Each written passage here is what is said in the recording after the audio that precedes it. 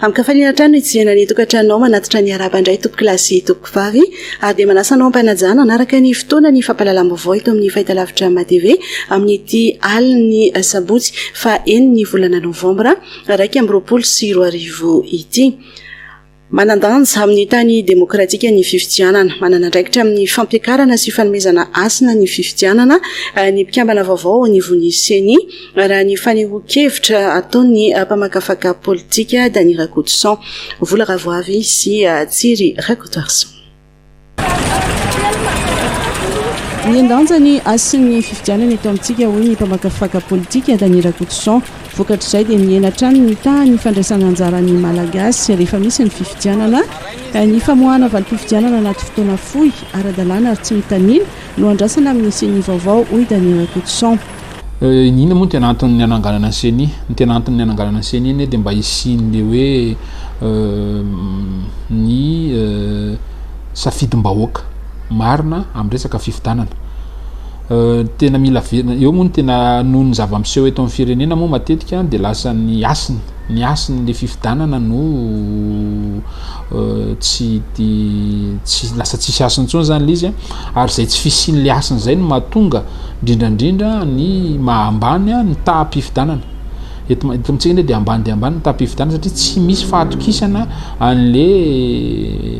fifidianana vita zany ny vahoaka kanefa ny tsaroa fa firenena demokratika Madagasikara ary rehefa misafidy zany hoe firenena demokratika zany dia ny vahoaka no masy mandidy, ny vahoaka no tompon'ny teny hoe iza le olona atokisandreo mba hanatsara ny fiainany. Dia rehefa tsy ny azo hoe tsy ny sarambambe-bahoaka no mifidy an'izay dia fakavitsiny dia inona zavatra miseho firenena faran'izay manitra foana tsika tsy mandroso le firenena ka ny zavatra indrasana amin'ny seni dia tsisy afa-tsy ny azo atao hoe valim-pifidianana ao anatin'ny fotoana fohy sady mangarara no tsy mitanila. Zay ihany no zavatra tadiavintsika amin'izareo akoatran'izay moa ny politika sy ny ihany andry zareo zany ny vahoaka ny tsy mahalala fa tsy hoe tena n'le zavatra ny safidian'zareo marina no mivoaka any amin'ny résultat zany. Maloana ny tsy fahatomombana ny lisy-pifidianana toy ny fisian'ny alarana karapanondro mitovy miverimberina, ilaina ve ny fanavozana tanteraka ny lisy-pifidianana? Ny refonty aloha ohatran'ny zavadrehetra ihany io rehefa mahatonga ohatran'ny hoe rehefa miditra amina fitantanana vaovao moa dia misy ny atao hoe audit d'ouverture. Amiko angamba anozy izy mety anjaran'zareo any fa tokony isy foana ny fametraha-panontaniana hoe iza ny tsy mety, iza ny fanatsarana ka anaovana refonty rehefa mbola ao ny budget ao ny fomba fiasa satria fomba fiasa ny tokony alalana an'izay zavatra isa-taona moa misy foana hoe misy foana ny fanoratana anarana amin'ny ihany fa le structure sy le fomba fiasa mihitsy mila atao malalaka dia mila atao hita hoe tsisy tsony ny doublon le olona mifindra-monina mba tena mifindra-monina marina, jerena ny resaka karapanondro, jerena ny c'est un jeu d'ensemble fitambaran'ny zavatra be dabe zany no ahafahana mamerina ny asany zany atao hoe fifidianana zany satria rehefa mbola tsy miverina ny asan'ny fifidianana niza findram-panjakana lany ao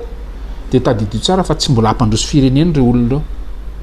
Ny fito amin'ireo mpikambana sivy ao anatin'ny seni no mbola fantatra ary voatendry ofisialy, mbola andrasana ny famerenana ny fifidianana ho an'ny filakevitra ambonin'ny mpitsara ary ny fanendreny ny filoham-pirenena ny solotenany ao anatin'ity Voamioera Maliotena amisahana ny fifidianana ity. Eo amin'izay lafiny politika izay atranjy niova ny mpitarika ny vondrona parlementaire TIM ny esorina tsy ho filohan'ny vondrona parlementaire TIM intsony José Randrianantenaina ny andindina avy hatrany miaraka amin'ny Vola Ravoavy sy Tsiry Rakotoarson. No esoriny mpanorina ny antoko TIM marika Ravalomanana tamin'ny toerany ny filohan'ny vondrona parlementaire TIM José Randrianantenaina député voafidy sy tao Antsirabe faharoa ary nosoloany ny fetritra Rahalambo Zafimbololona voafidy tao amin'ny boriboritany fahadimy. Ratsevina dia ny député Fidèle Razarapiera sy Anitra Razafimanantsoa efa tsy mitovy hevitra intsony amin'ny marika Ravalomanana sy ny antoko TIM ary efa tsy tonga manatrika ihany koa ny hetsika rehetra izay ataon'ny TIM raha anisan'ny manaradia azy ireo ny député Nantsilabe faharoa José Randriana Tenaina ary io no anisan'ny antony nanesorana azy tsy ho filohan'ny vondrona parlementaire TIM intsony. Ankoatr'izay dia efa misy ny solombavambahoaka ny TIM misy roa hafa efa nisafidy ny anohana ny fitondram-panjakana misy ankehitriny ary miara-miasa amin'ny fanjakana amin'ny fampandrosoana ny distrika misy azy avy rehefa niesorona tsy ho antoko TIM satria ny sotro ary sitrany tambavy CVO. Arak'izany dia mizara telo ireo solombavambahoaka TIM eny anivon'ny antemera-pirenena ankehitriny. Ao ny député TIM miaraka amin'ny Marc Ravalomanana, ny miaradia amin'ny député Fidèle Razara Pierre sy Antra Razafy-Manantsoa ary ny miaraka amin'ny fitondrana. Ijany ny vony antemera-pirenena trany isika anisan'ny tolo-dalàna tokony nodinina tao anatin'ny fivoriam-be ny antemera-pirenena ny alakamisy lasa teo ny tolo-dalàna alarana aotraotra telo 2024 hoy ny solombavambahoaka Vonaitsy Jean Eugène. Tsy tanteraka nefa izany fa niemotra amin'ny fotoana manaraka fotoana izay tsy voafaritra ny fandinian'ny député izany. Vola Ravoavy sy Tsiry Rakotoarsan. Niemotra amin'ny fotoana manaraka ny fandinian'ny antemera-pirenena ny tolo-dalàna alarana aotraotra telo 2024 hoy ny solombavambahoaka Vonaitsy Jean Eugène. Nandritra ny fivoriana azonrehetra hatrehana ny alakamisy lasa teo no nitapahan'ny député tonga nivory ny fanemorana ny fandiniana izany. Raha tsy ivina dia anisan'ny tsangana nanohitra ny fandiniana ity lalàna ity ny olavitry ny farmasiana eto Madagasikara ary nanao antso ny anemorana ny fandiniana ity tolo-dalàna ity izay anatolotry ny député Vonaitsy Jean Eugène izay manohatra ny fanesorana ny dépôt de médicament rehefa misy ny pharmacie. Manoloana ny firotorotoana andany ny tolo-dalàna io dia angatahanay mpiantsehatra matianina amin'ny tontolon'ny farmasia amin'ny fomba entitra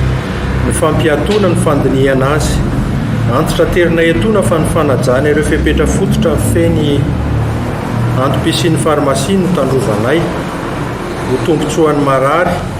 ary tsy inona ireo fa ny kalitaon'ny fanafody ny fisiny fahazahoan'ny olona mividy azy ary ny fampiasana ny fanafody araka ny fepetra voafaritra. Fampiatoana angatahanay dia verinay fa hitarika ny sehatra rehetra voakasiky ny tontolon'ny farmasia mba hifampidinika. Ny dinika angatahanay dia iraisan'ny solotena avy amin'ny antenimera-pirenena, ny antenimera-ndoolona, ny ministera amin'ny fahasalamam-bahoaka ary ny solotena avy amin'ny sehatry ny farmasia ary koa ny solotena n'ireo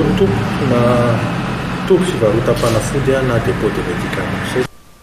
Tolo-dalàna natao hitsimbinana ny mponina any amin'ny distrika maro izay tsisy farmasia fa dépôt de médicament ny tolo-dalàna larana aotraotra telo 2024 hoy ny solombavambahoaka Vonaitsy Jean Eugène. Emotra ka ina ny tsinona resaka misy resaka koa zany fanemora zany fotsiny fa hoe io dia fa eo ampandiniana azy ny USAID sy ny zahay ordre de pharmacien sy ny ministère ka inona ny tsy nanaovana azy hatramin'izay izao voatahitra iveriko angamba fa tsy mahasakana ny fandefasako an'ity zany fa raha misy ny fanovana dia azo atao projet de loi indray. Andrasana arak'izany ny fotoana andinian'ny antenimera-pirenena indray ny tolo-dalàna Vonaitsy Jean Eugène. Eny anivon'ny antemeran-dolona kosa indray nakatoavana nandritry ny fivoriana azony be sy ny maro natrehana ny alakamisy lasa teo teny amin'ny lapananosikely ny volavolan-dalàna larana aotra 7 bara 2024 tamin'ny 7 septembre 2024 portant autorisation de la ratification de la charte de la renaissance culturelle africaine. Dandinina vetrany sy miaraka amin'ny Vola Ravoavy sy Tsiry Rakotoarsan. La charte de la renaissance culturelle africaine dia nakatoavana nandritry ny 6e session ordinaire teo anivon'ny Union africaine ny 13 sy 14 janoary 2024 efa nosoniavy ny fanjakana malagasy ihany koa tamin'ny 1 janoary 2024 ary zao mandalo eo anivon'ny antemera rotonta mba hakana fankatoavana mba ho tafiditra ho anisan'ny lalàna manankera eto amin'ny firenena. Ny charte de la renaissance culturelle africaine dia manampy antsika bebe koa satria nahafahan'ny ministera mahafantatra ireo arena ara-kolotsaina ny malagasy nangalarina nanavoaka tsokosoko ary manodidina ny 7 izy ireo nangatahana famerenana eto an-tanindrazana anisan'izany ny kabesony ampanjaka toera izay eo ampanaovana ny fifampiresahana mikasika izany ny fanjakana malagasy. ny lalàm-panorenatsika moa dia lalàna raisam-pirenena raha to ihany koa dia mitaky hoe rehefa misy zany ny karazana satana rijanteny tahaka an'ireny izay entina misedra raisam-pirenena ka anaovantsika malagasy adhésion dia tsy maintsy anaovana ny procédure de ratification ny tianivony parlementa mba ho lasa lalàna manan-kery azo ampiarina eto amin'ny firenetsika dia izay natonga ny hoe tsy maintsy nangataka zany tsika ny fankatoavan'ny parlementa ny antemneram-pirenena sy ny antemneran-doolona an'izay charte de la renaissance culturelle africaine izay dia mivadika ho lalàna zany ilay sady izay raha tsorina le izy mivadika ho lalàna manan-kery eto amin'ny firenetsika aoriana ny fandalovana eny amin'ny HCC moa zany na fitsarana avy moa lalàm-panorenana sy ny fankatoavan'ny filohan'ny republika azy amin'ny alalan'ny promulgation na ny fanaovana soni zany mba hampanan-kery an'izay lalàna izay. Ny filohan'ny antemeran-doolona Andriamatoa Hermanana Razafy-Mahefa dia nakasitraka ny ezaka vitan'ny ministeran'ny kolontsaina sy ny serasera amin'ny lafin'ny fananganana foto-drafitrasa ara-kolontsaina maro samihafa. Anisany ezaka efa vitan'ny ministera amin'ny fiarovana ny arena ara-kolontsaina ny malagasy ny direction de la promotion de la langue malagasy izay miara-miasa akaiky amin'ny akademia malagasy sy ny ministera ny fampianarana ambony mba hametrahana ny politika ny teny eto Madagasikara izay mifanandrivy amin'ny andiny 720 amin'ny charte efa misy kosa ny brigade anti-piratage et anti-pillage miady amin'ny fangalarana sy fanondranana antsokosoko ny vakoka eto Madagasikara. Marina mofa matsiaro ny famaizan'ny rovan'ny Manjakamiadana tamin'ny aliny 9 novambra 580 sika androany mahay avokoa ny lapa tamin'izany sy ireo vakoka maro tao anatiny. Fa niditra tamin'ny andro fahatelo androany ny hetsika salon de l'habitat andiany fahatelo amby roapolo izay tontosaina eny amin'ny expo forelo Tanjombato manasanao indray ary anaraka ny akon'izany.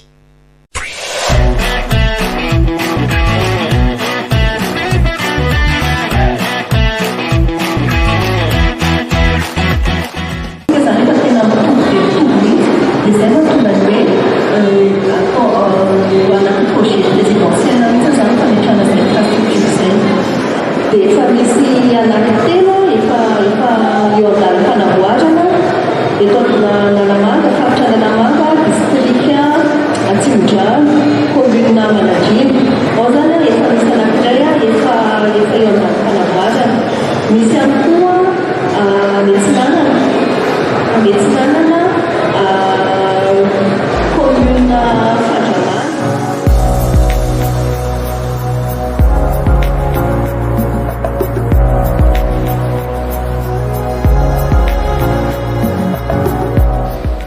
Falmeraba atsika rehetra manaraka n'izao fandaharana izao izahay moa zany dia tsiza fa eto amin'ny Odessa design ny tenako moa zany dia Saoly Raronga Mahefasoa responsable commercial eto anivon'ny Odessa design dia ny zavatra ho tantaraina androany moa zany dia ny fandraisana anjara ny Odessa ato amin'ny salon international de l'habitat eto amin'ny zone expo Forelo à Tanjombato. Ato amin'ny salon zany ny Odessa dia manana stand anankiroa misy stand ho an'ny nouvelle collection sy ny nouveau design rehetrarehetra zany hoe ny stand nouvelle collection zany dia miompana manokana ho an'ny meuble vaovao zany hoe misy design vaovao mbola tsy fahita tany amin'ny showroom mihitsy alohan'ny salon de l'habitat.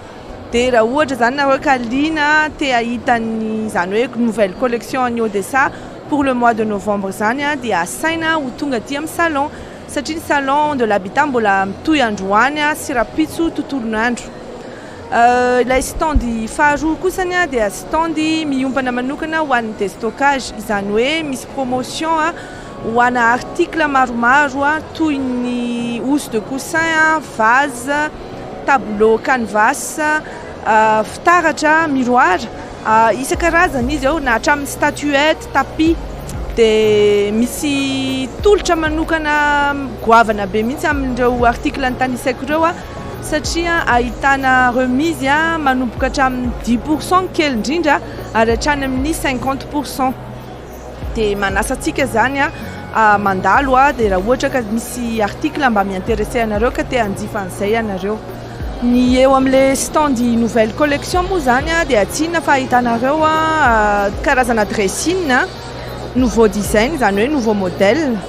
dressing fermé dia dressing ouvert dia misy design an'ireo dressing ireo vaovao zany présentenay présentenay manokana ato amin'ny salon de l'habitat. Etsy andaniny koa misy cuisine misy design ana cuisine vaovao zany noentinay ato amin'ny salon cuisine et îlot. Dia indrindrindrindra ny tena alalana ny Odessa dia ny table à manger. Misy karazana table à manger telo ato hitanareo misy nouveau design ho ana 6 personnes dia ho ana 10 à 12 personnes. Dia indrindrindrindra table à manger avec chaise. Ny seza Odessa zany misy koa ato amin'ny salon dia afaka tonga zany nareo mijery an'ilay izy. Ny ankoatr'izay ahitana buffet. Misy buffet tena isan-karazany be da be ato amin'ny salon sady indrindrindrindra misy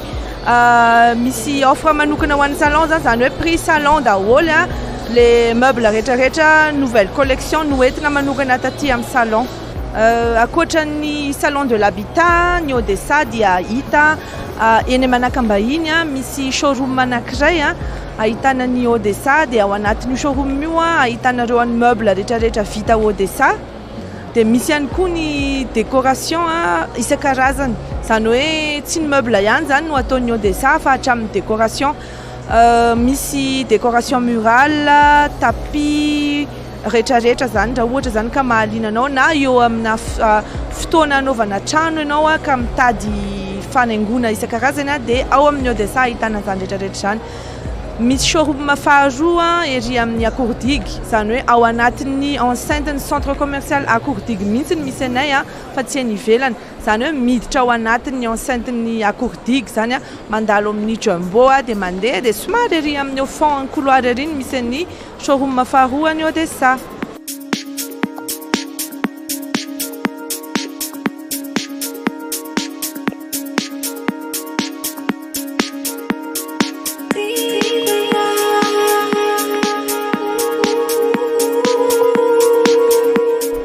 Zahay eto amin'ny Krnaps dia manome tolotra ho anareo izay tafiditra ao anatin'ny vinany tale generalinay dia ny hoe ny mpikambana no ataonay lahara-pahamehana dia tafiditra anatin'izany ny prestation familiale izay ahafahan'ny mpikambana ao amin'ny Krnaps mahazo ny volany bevoka. Eo koa ny atsasa-karama dia eo ny volan'ny pitaijakely ny remboursement ny frais d'accouchement dia eo koa moa zany ny volan-jaza. Manaraka an'izay ny resaka accès au logement. Ny Krnaps zany dia miara-miasa amin'ny fanjakana sy ny BNI Madagasikara dia ny Krnaps manamora ho an'izay kambana ao aminy ahafany mikarakara ny taratasy rehetra sy ahafany misitraka an'izany trano zay ahorina ny fanjakana eny Ivato izany. Manaraka an'izay koa misy ny label et sécurité au travail. Izy io zany ny tanjona ny Krnaps amin'io dia 0 accident de travail, 0 maladie professionnel dia mampanao sensibilisation zany zay any amin'ny orinasa zay mangataka dia mampanao formation ihany koa. Dia raha ohatra ma zany misy ny orinasa izay hitanay fa mafeny fepetra manaraka an'izany rehetrarehetra zay torohevitra omeny Krnaps azy eo dia manome label ny Krnaps izay resaka fanampianara-bola zany izy io ho atolotra ho an'ny orinasa zay manaraka an'izany rehetrarehetra zany. Dia ny farany resaka retraite complémentaire. Ny retraite complémentaire dia vola aloha mihoatra akoatra ny cotisation mahazatra. Raha ohatra zany ny orinasa ny mpampiasa tapa-kevitra ny anao an'izay retraite complémentaire zay dia mila manaiky koa ny 50% plus 1 ny mpiasa rehetrarehetra zay miasa ao amin'io orinasa io. Misy tombony lehibe io amin'ny fandraisana fisotronjonono satria lasa miakatra ambony be zany ny pension raisiny ny mpiasa. Akoatr'izay koa efa maro ny zavatra fomba fiasa vaovao zay nentin'ny CNAPS. Raha manokatra ny site web ianao dia afaka télécharger ny carte CNAPS anao, afaka miditra amin'ny parcours client anao dia jerenao ao hoe aiza moa zany ny dossier zay nateroko tamin'ny CNAPS efa mivoaka ve ny vola, inona ny olana mahatonga ny vola mbola tsy mivoaka. Afaka jerena ihany koa ny situation de compte ny mpiasa tsirairay, ny compte individuel ny travailleur azafady. Manana ihany koa ny CNAPS animateur commercial izay afaka manantona any amin'ny orinasa mba hialana amin'le fivezivezenana ny filaharana eo amin'ny CNAPS. Dia raha misy zavatra ilaina momba an'izay koa dia afaka manantona ny CNAPS dia manontany hoe aiza ny animateur commercial. Na eo ara zany rehetrarehetra zany miezaka hatrany ny CNAPS manampy anareo amin'ny fanamorana ny fikarakarana ny dossier, na misy zavatra tsy mazava dia manatona aty amin'ny standinay dia afaka mahany zay olana rehetrarehetra zay misy aminareo amin'ny CNAPS ka mbola tsy voafahatra amin'izay dia vonina ny fahafahampo anareo tompoko ny tenanay. Sotra tompoko. Fanampikelan'ny zavatra ny tenen'ny Jones fotsiny ny label SST dia produit vaovao vokarin'ny CNAPS izy io dia fankasitrahana nataony CNAPS ho an'ny orinasa manaraka ny fenitra mahakasika ny bien-être au travail. Ny service santé sécurité au travail no mikarakara azy io ka raha liana ny orinasa manoloan'izay zavatra izay dia afaka manantona ny service SST ny 67 hectares. Tsy adino koa misy ny atao hoe centre d'écoute et d'orientation eo anivon'ny CNAPS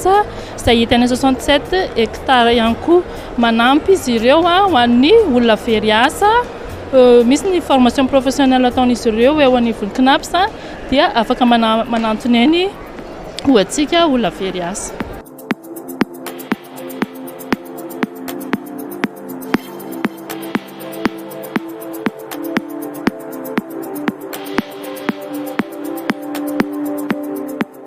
Ny loaty Madagasikara moa zany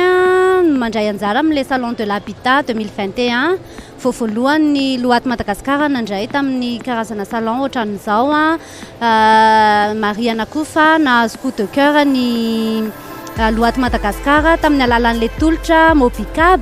tamin'ity andian'ny salon de l'habitat 2021 ty. Le Mobicab dia tolotra natao ho an'ny entreprise na mety koa hoe ho an'ny olon-tsotra izay te hanofa ao anatin'ny fotoana fohy na voafetra an'le toilette sèche an'ny loaty. Location de toilette mobile zany le ataonay dia sur mesure ihany koa ny tarification anay zany hoe misy critère maromaro jerenay ambadika le izy mba ahafahanay manolotra prix na tarification mifanaraka tsara amin'ny farimpananany izay mety ho liana amin'ilay izy. Dia mampiavaka ny loaty dia le système ny toilette sèche izay hoentina ho an'ny mpanjifa izay tsy mila rano le izy mampiasa sachet biodégradable izay amin'ilay izy. Ary anisany mampiavaka ny loaty ihany koa zany dia izahay rehetra eto no mbola tena manaraka tanteraka an'ilay chaîne de valeur de l'assainissement, izany hoe manomboka hatrany amin'ny contenir an'ilay maloto iny zany hatrany amin'ny fanaovana collecte ary indrindra hatrany amin'ny fanodonana anazy. Dia mampiavaka ny service ny Mobicab ihany koa anankiray dia izahay moa ao anatin'ny valeur anay izay le hoe manome satisfaction ny client sy manome expérience unique zany ho an'ny client anay mpanjifa rehetra na olon-tsotra io na entreprise.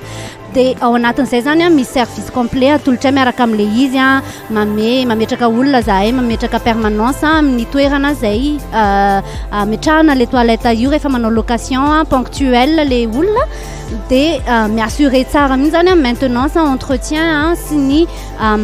propreté an'le toilette dia manasa anareo zay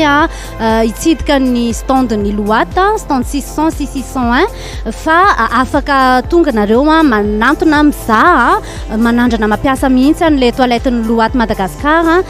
izay mbola marianay ihany fa mapreuveté anazy zay dia izahay ihany mamokatra n'io toilette io aferika ihany toilette tsy mampiasa rano izy io toilette modulable amovible zany hoe afaka déplacer na afaka afindra zay toilette mobile anazy. My Garden dia mivarotra plante ornementale toy ny anthurium. Raha ety amin'ny salon de l'habitat fotsiny zao dia misy anthurium vaovao be manana loko mavokely fotsy misy ihany koa ety ireo karazana orchidée toy ny sympidium sy ireo karazany hafa dia misy koa sabot.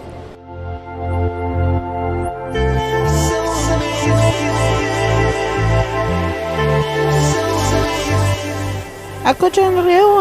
araka ny efa nahafantarana ny My Garden hatramin'izay dia manao ny resaka bassin ihany koa izy manao ireo karazana cascade sy ny piscine paysager. Ny adresa ahitana ny My Garden moa dia ety Andotapenaka lalana Pasika en face ny station Galana sady eo alohany zany hoe avoan'ny Baobab Bank sy ny FDC zany. Ny adresy faharoa mbola ahitanao ny My Garden koa dia Nosy Vavaka Ambohimanarina juste après ny Securex sy ny pharmacie lalana makany amin'ny Sanifer.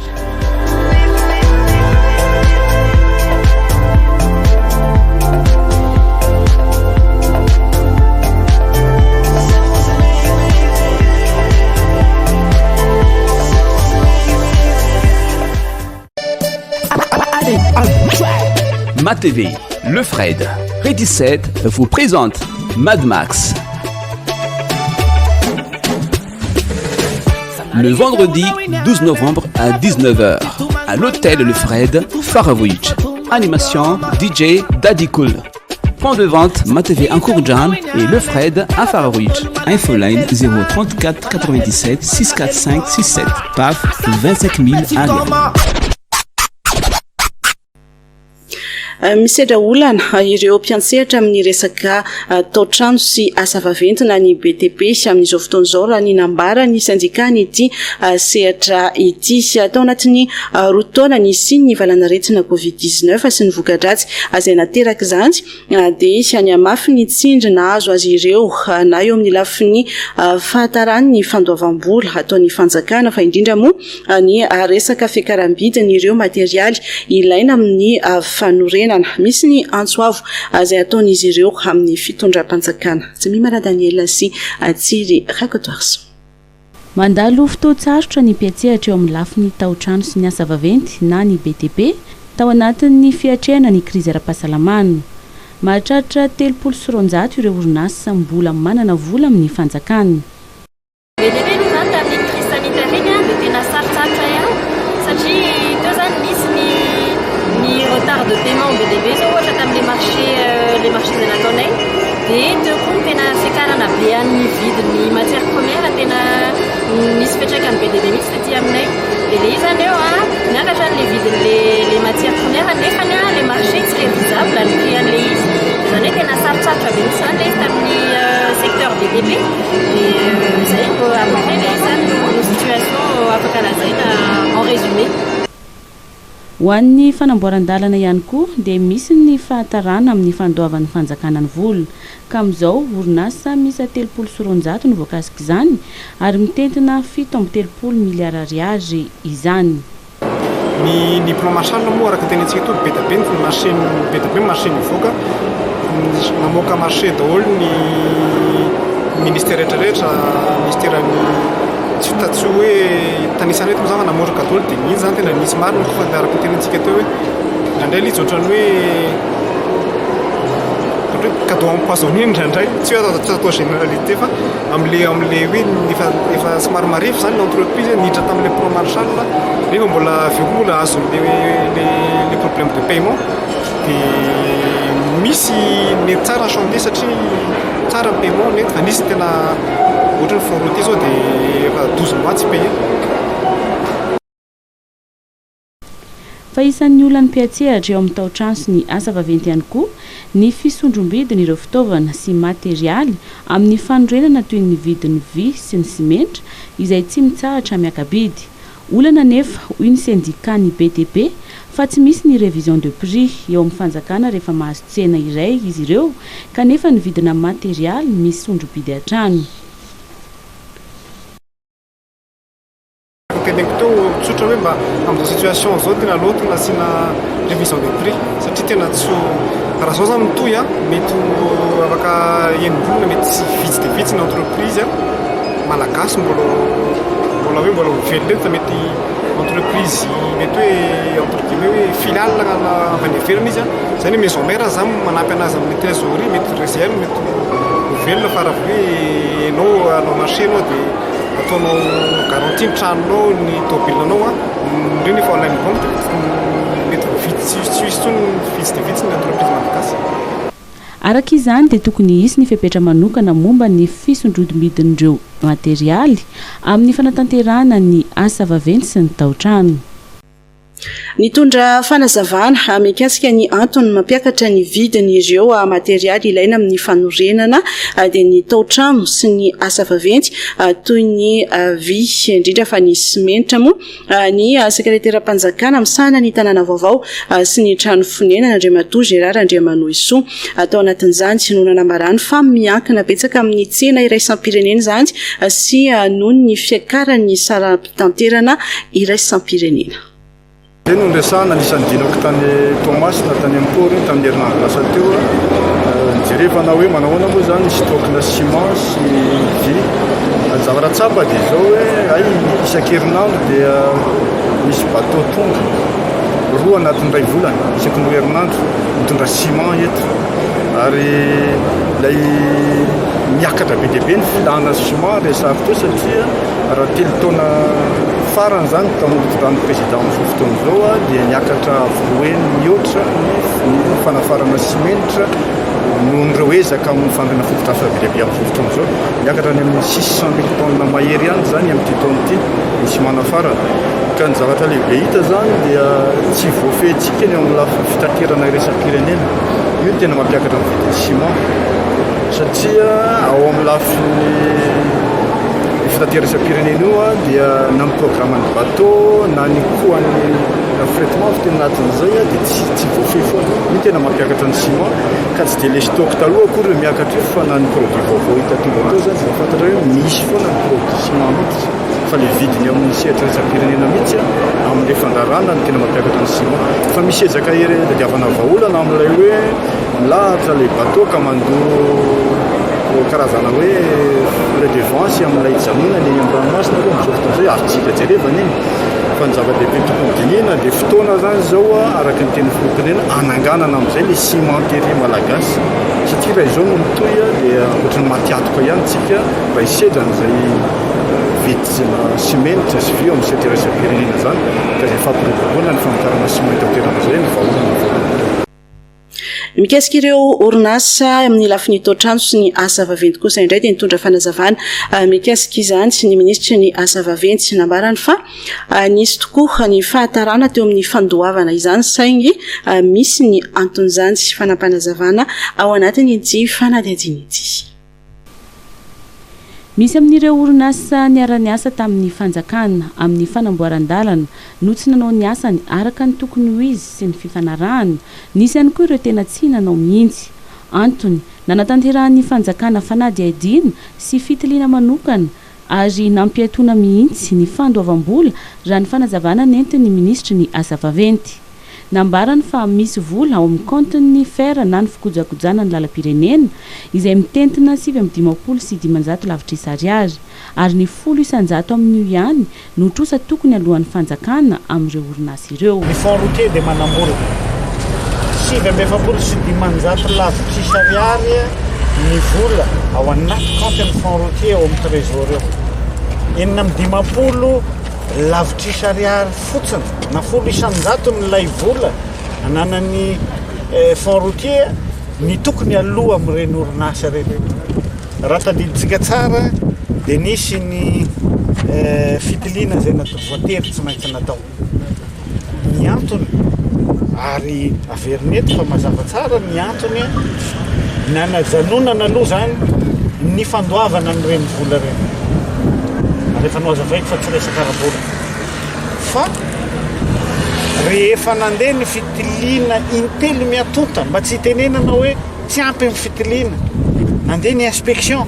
ny asa vita tany atoerana, nandeha ny teknisianina nanara-maso ny fahavitany izay asa zay ary mbola nomena ndraikitra ihany koa ireo gouverneur taty aoriana, nandeha nidina tany atoerana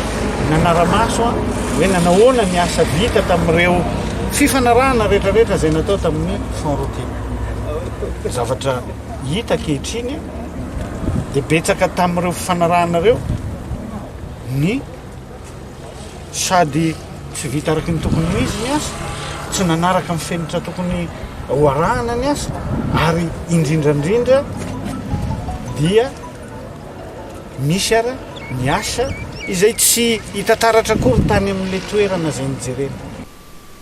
Ny avy ao amin'ny syndicat-ny tao-trano sy ny asa vaventy dia nanambara fa vonina ny hiara-iasa amin'ny fanjakana izy ireo amin'ny fijerena ireo izay orinasa tsy misy akory. Andraikitra hoe ohatra ka misy entreprise manao hoe surfacturation na manao hoe travaux fictifs vonina zany izay atao amin'ny SBTP anampy amin'ny tompony andraikitra hoe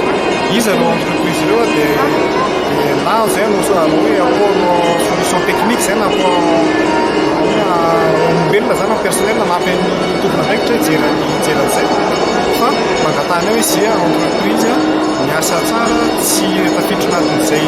hoe misy entre guillemets suspicion ana hoe surfacturation zay tokony mba payena dia mba zay miteny hoe raha ohatra zany ka mila fanampiana tokony andraikitra jeran'ny olona izay mandoto anay entreprise sérieuse koa mba tsy mahatonga anay tsy paye zany dia mba raiso tanana ny proposition hoe anampy mba ahafahana zany hoe ahafahantsika paye ny akapiazan'ny entreprise tena miasa marina ary miasa tsara. Efa iroso amin'ny fandoavana izany ny fanjakana ho hiatrany ny ministry ny asa vaventy. Eto zany tsika ankehitriny dia efa anomboka mijery an'ireo izay entreprise tena nahavita atsaka ny sy andavan'ny asa ary iroso amin'ny fandoavana amin'ny volan'ireo entreprise ireo. Ho an'ireo entreprise izay ataoko hoe tsy mbola nahavita ny asany fa nefa efa mandeha kosa le asa, misy entreprise iny tena nanao fanahiniana, tena nanajanona ny asa, sitrapony izy ireo. Ny tanjona amin'ny fitondram-panjakana ho dia tsotra. Asa vita manara-penitra, mifanaraka amin'ilay fifanarahana ary mamaly ny filany vahoaka malagasy. Ka rehefa vonina ny orinasa rehetrarehetra, amaly an'izay ary zay koa ny voasoratra nefa tsy foroniny. Ka vonina ny entreprise rehetrarehetra amaly an'izay dia misy komity izay ho atsangana ary hitsangana amin'ity farany herinandro ity, komity io manomboka amin'ny herinandro dia hanomboka hiantso an'ireo orinasa rehetrarehetra. Arak'izany dia ny fametrahana fitantanana tsara tantana lavitry ny gaboraraka no antony nampijanonana ny fandoavam-bola teo anivon'ny fer sy ireo orinasa tsy miankina manao ny asa. Hiditra lafomba hafa kosa indray isika lehilahy mpisoloka iray antsoina hoe Ramonso Arlala no namoahany polisy pirenena filazana fikarohana jiolaray izay anisan'ireo nitifitra vararaka ny fiara nitondra zandary ny volana marsa teo no voasambotra. Misaona kosa ny tontolo ny asa fanaovan-gazety nodimaso teo amin'ny fa 19 taonany i Didier Manuel manasanao indray hanaraka an'ireo vaovao tapatapaty.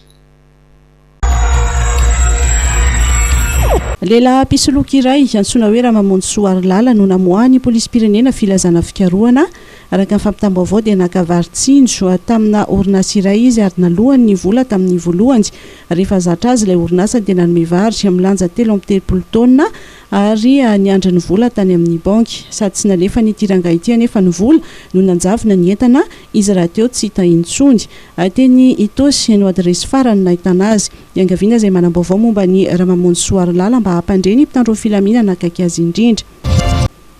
jiolahy iray izay anisan'ireo nitifitra vararaka ny fiara nitondra zandary ny volana marsa lasa teo no voasambotra lafo tamin'izany tifitra izany moa ny GP2C John Rakotvaok ary naratrako mafy kosa ny ben'ny tanàna ny Beloso-Mer district ny Morondava faritry Menabe efa nahiditra pondra vonjomaiky ity lehilahy ity ary mbola mitoy ny fanadihadiana sy ny fikarohan'ireo namany taleparitra ny fanamarinana rabola taloha tao amin'ny faritra Sofia no nampidirina ponja vonjomaiky rehefa avy nandalo fampanoavana teo anivo ny pak mahajanga fahina ho nanodikodim-bolam-panjakana mitetina 990 sy 500 tapitrisa ariary ifaniakatra fampanoavana ity raharaha ity ny iraika amin'ny 20 jona lasa teo ary olona misa 5 no efa nahiditra ponja vonjomaiky anisan'izany ny lehibe ny faritra Sofia taloha izay tompo-kevitra tamin'ny fanodikodiana-mbola misaona ny tontolon'ny asa fanaovana gazety no tomatry teo amin'ny fa 9 taonany i Didier Manuel mpanao gazety économique mpikambana amin'ny mpanao gazety zokiny ary vao notolorany ministra ny serasera Marbonaitra Chevalier de l'Ordre National Malagasy tamin'ny taondasa. Vaovao makasika ny alafin'ny finoana kosa indray tanterahana ao iosy mandritra ny 5 andro ny zagabe fahafolony firaisan'ny scout FLM eto Madagasikara nanomboka ny 3 novambra teo zany etsika nasionalizanty ary avy hatrany andindindy. Nosokafana tamin'ny fomba ofisialy ny 3 novambra teo tao iosy ny zagabe fahafolony firaisan'ny scout FLM eto Madagasikara loha hevitra ny zagabe ny tenin'ny soratra masina amin'ny Kolosiana toko 7 andin'ny 12 manao hoe komita fifamindrapo sy fiantrana fiaraha-mivavaka no nanomboan'ny fotoana na tonga solotena avokoa ny synodam-paritany misy 5 manerana ny nosy ny aran'ny vavaka sy nanome voninahitra izao zagabe izao ireo solotena-panjakana eto iosy no Tariandramatoa gouvernoura ny Orombe izay nanambara ny fahavononany atrandy ifanometanana sy fanampy iara-iasa amin'ny fiangonana Tsakanavaka satria vahoaka an'Andriamanitra mandray anjara amin'ny fampandrosoana ny faritra sy ny firenena koa ireo kristianina be azy ny fiangonana. Nanolotra valoetsariary izy ho fandraisany ireo skoto mpizaika na raha ny afatra ho an'ireo mpanazava stily. Ka eto izahay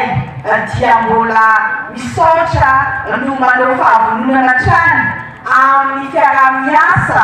amintsika fiangonana Tsakanavaka io na fiangonana katolika na FLM na HKM sy izay fiangonana hafa zandriny izay mbola mila fanampiana mila fitohanana miaraka amin'ny fitondram-panjakana satria ianareo dia vahoaka n'Andriamanitra ary adidinay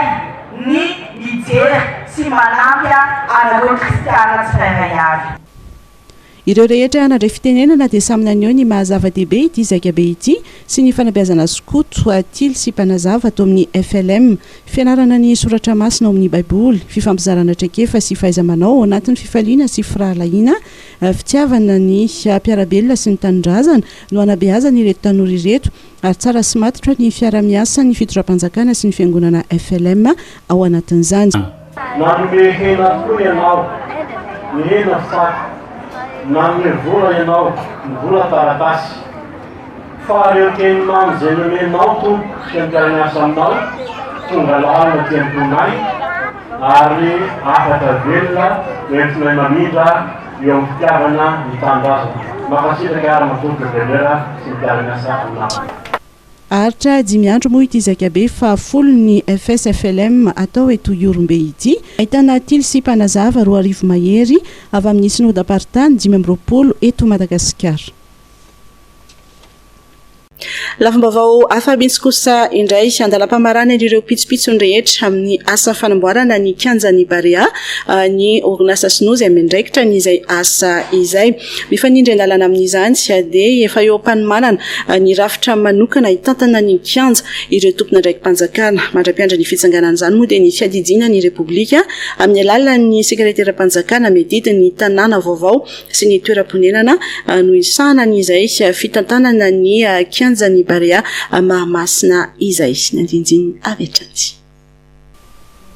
Misy ny fandaminana manokana ho fandrindrana ny fangatana fampiasana ireo toerana ao amin'ny kianjan'ny Barea Mahamasina araka ny fanambarana navoaka ny sekretera mpanjakana medidiny tanàna vaovao sy ny toeram-ponenana. Reto manaraka reto moa no voakasika izany ny kianja filalaovana ho an'ireo lalao fifantsanana baolina kitra nasional na iraisam-pirenena irahana amin'ny federasiona malagasy ny baolina kitra. Ny kianja ivelany filalaovana basket sy volley irahana amin'ny federasiona voakasika izany. Ny efitra fivoriana ho an'ireo fotoana fankalazana na fionana ofisialy indrindra ho an'ny tompontsony tanora. Ireo toerana hafa ao an-toerana ho an'ireo hetsika lehibe sy moderna entina nomezan-danja ny kolontsaina sy ny fahaiza-manao malagasy.